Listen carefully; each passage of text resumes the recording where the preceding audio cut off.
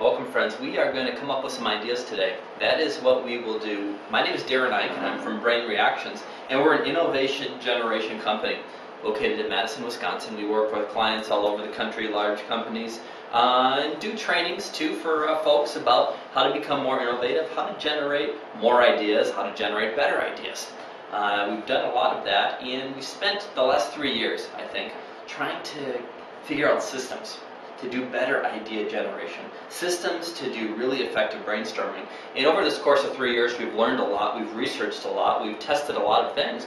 In our brainstorming sessions that we do with our groups of professional brainstormers, we usually can come up with over 700 ideas in these sessions that last just over 2 hours of idea generation time.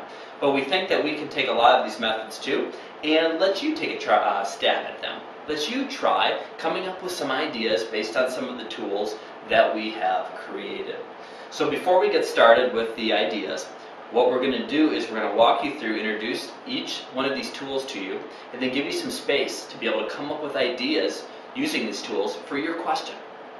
And the one thing to think about right now is what are I guess a couple of questions that you'd like to have in your mind to start generating ideas for.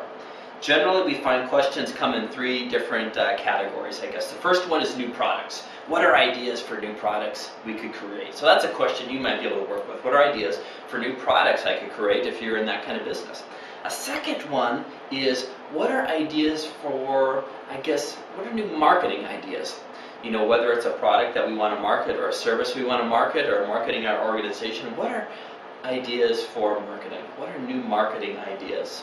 And then the third one that we find a lot is, I'm going to call it organizational development. How can our organization do things better? How can I do things better? How can we do things better? How can we become a more effective organization? So that's a third kind of question. So it's, what are ideas for new products? What are new marketing ideas? Or what are new ideas for how our organization can do things better? So those are 3 general questions you might be able to consider. And for the purposes of what we're doing today, it's easier to learn these things if you're hearing some examples and if you can apply it to yourself. So while you're applying it to your own question, I'm also going to use a question of what are ideas around what an innovative culture in an organization could be like. You know, how can we help organizations become more innovative? How can we help the people in the organizations become more innovative? So that's a question I'm going to be giving some examples for along the way, because I think you'll benefit from that too, since it seems like a lot of people are interested in that question right now from the groups we talked to. But in the meantime, right now, write down the questions that you want to be thinking about, generating ideas around. Maybe it's, what are ideas for new products that my organization could create?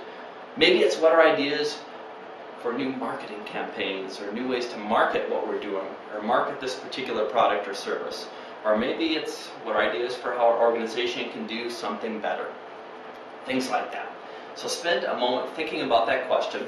I always like to start the questions with, what are ideas around blank?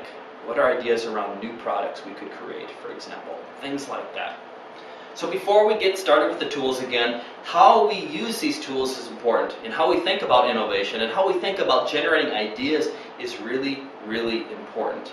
So we have some advice for you. Number 1, capture your ideas. Don't just think about these ideas and let them stay in your head. Write all of these ideas down. Or you might have a software program like BrainReactions.net or online, something like that you can type your ideas into and it will capture them for you. But capture your ideas. Get a paper out right now, being able to list those ideas. That's the first step. Be ready to capture those ideas. Next tip we have here is focus on quantity.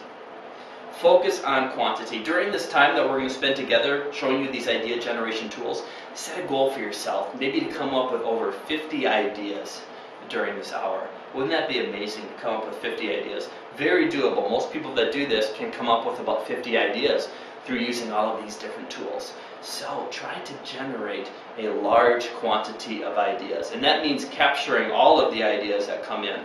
The stage that we're at right now is called idea generation, right? We don't analyze ideas at this stage. We don't judge ideas at this stage. We just try to capture as many as we can. Idea generation. The analysis, the judgment, the development of those ideas further, that'll come out at a next stage. But right now we're generating ideas. So because of that, this next tip we have is, do not judge your ideas. Don't judge them, don't analyze them, don't write an idea down and think about it, just let it go. Release it, and then go on to the next idea. We'll analyze and judge later, like I said. So our whole philosophy here is quality comes from quantity. We're going to come up with a large quantity of ideas, and because of that, hopefully we'll have some quality ones, right? If we come up with 50 ideas, odds are there are going to be a few good ones in there. Or better yet, if we come up with 50 ideas, there might be some themes of ideas in there. We might be able to put a few different ideas together and create a larger concept out of that. So that is a basic, I guess, guidelines for how we're going to do what we're going to do during this idea tool application time.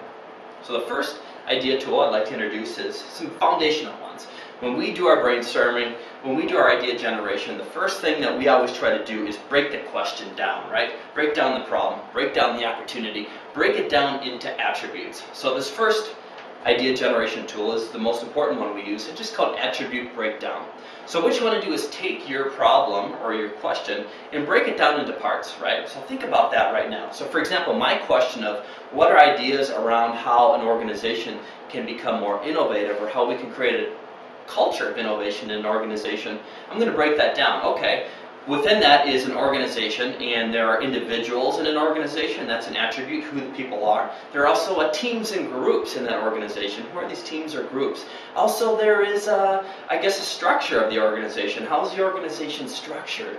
Also, I look at innovation. We're trying to create an innovation culture, so I'm going to take that word and break that down into, okay, innovation is about maybe identifying opportunities. It's about maybe doing a little research. That's another attribute. It's about idea generation. That's another attribute. It's about testing your ideas. That's another attribute. It's about developing concepts. That's an attribute. And it's about maybe launching ideas. That's another attribute. So how can we focus in on any of those attributes for our ideas? Things like that. So for example, let's take another example, marketing, right? Well, what are some attributes of marketing? First of all, an attribute of marketing could be the message. It could be how you communicate that message. Another attribute could be how you use technology. And then the interesting thing about attributes is you can attribute attributes. So taking technology, then, okay, an attribute of technology is using the internet. An attribute of that is search engines. An attribute of search engines is search terms. So we could end up just coming up with ideas for search terms through attributing everything down. So attributes are a way to, I guess, question the question, right? You're asking questions of the question. You're breaking it down into different categories. You know, attributes. What are the attributes of it? Things like that. So now what I would like you to do is take your question that you have and just list some attributes.